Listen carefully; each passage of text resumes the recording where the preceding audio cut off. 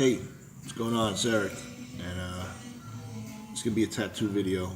I haven't done a video in a while, but this one's gonna be about tattoo needles, because I was talking to a girl the other day on Instagram. She messaged me, and shit, man, I gotta comb my beard, man, huh? Look at this fucking shit. It's like all over the place. Whatever. But what was I? She was, she messaged me asking me about needles, and so I figured, it'd be a good idea to make a video about it, because I'm sure, other people have the same questions. But a couple things she asked was, see, I got it written down here. She was asking about short tapered and long tapered needles, like the difference. With short tapered needles, I call them bullet needles. A lot of people call them bullet needles because they look like bullets, because they're like this rather than, like that. And actually I have a picture in my book right here. This is Complete Art of Tattooing. But right there, you can see standard taper and long taper in this picture. See, the long taper starts further down, so it's like a steeper angle, I guess you can call that. And then the other one is shaped more like a bullet or a torpedo or something. And the thing with that is the short tapers, I'm sure other people feel the same way, that they're better for coloring and shading. And the long tapers are better for liners, because with the long tapers, using a liner, you could tighten the group, because the tapers are longer, of course, so they kind of squish the points together. If you ever made needles, I'm sure there's probably very few people have ever made needles these days, but if you make needles, you know what I'm talking about. And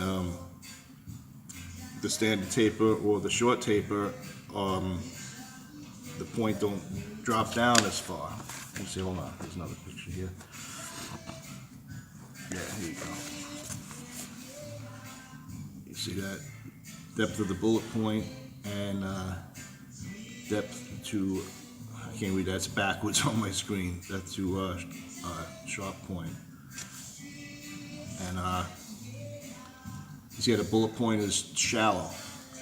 Now the thing with the bullets being better for shading is they won't cause as much trauma to the skin, because if you see here, picture this line right here as far as the needle goes in to the skin. Now you see, if this needle goes into the skin that far, it's stretching the skin wider, so it's getting more ink in, because it's making a bigger hole. This one it's not stretching the skin as much. To stretch the skin as much as this one, you have to go in this far, which would cause a lot more trauma to the skin, chopping people up, making them bleed. So you could, this one will get color in better, which brings you to textured needles, where textured needles are good.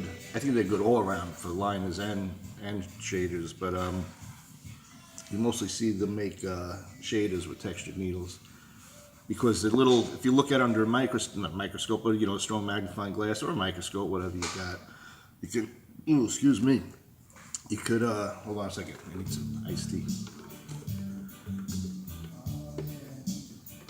Just had a grilled cheese, man.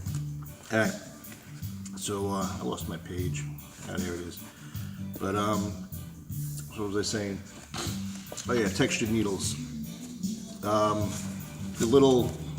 It's got like nooks and crannies, like an English muffin. You know what I mean?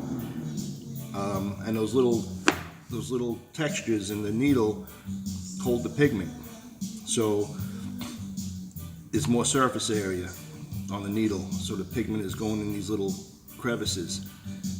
And when the skin wraps around the needle like that, the skin is squeezing tight around the needle, and when it pulls off, it's like a squeegee pulling the ink off the needle. Now if you have a textured needle, when the needle goes in, the skin will act like a squeegee and push that ink up off the needle. So if you have textures, it's not. It's pushing up, and now there's still ink in those little holes. When it comes down, it pulls the ink out of the holes and gets more ink in the skin. If that makes sense. And so yeah, so with the non-textured needles, it's basically harder to get the ink in. You know, unless they use it for liners too, because you usually have a grouping of needles for liners, so it works a little differently. And the liner ink is more of a liquid, where colors are a pigment. That, you know, everyone knows they're thicker, and you know they got little granules of pigment in them. And there's also another thing too. If you tattoo has something to do with the needle, well, it does have something to do with the needles, but don't use as much ointment on the skin too, because now your needles have to go through a layer of ointment and the skin.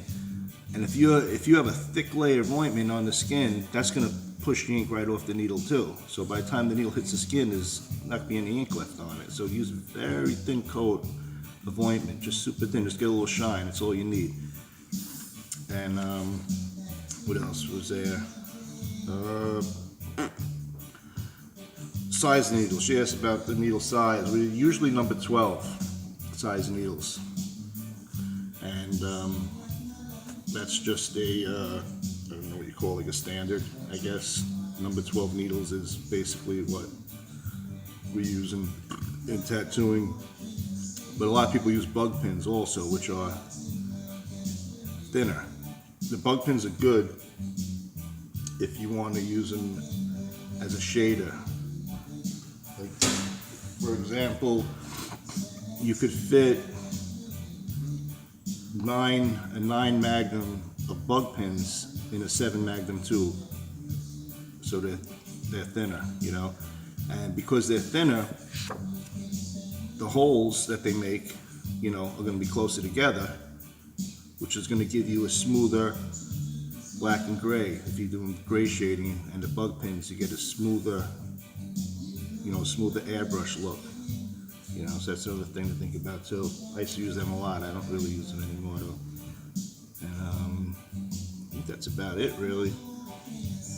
Got nothing else written here. And I don't know, if you want to get my book, it's a shameless plug. The Complete Art of Tattooing.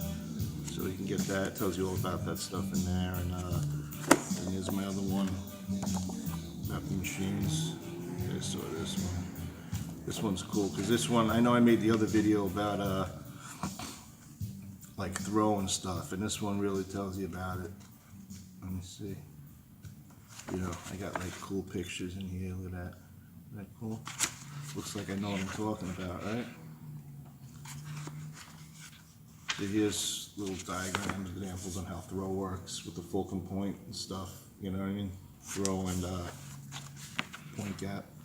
But yeah, so I'll put links for the books, and I guess that's it.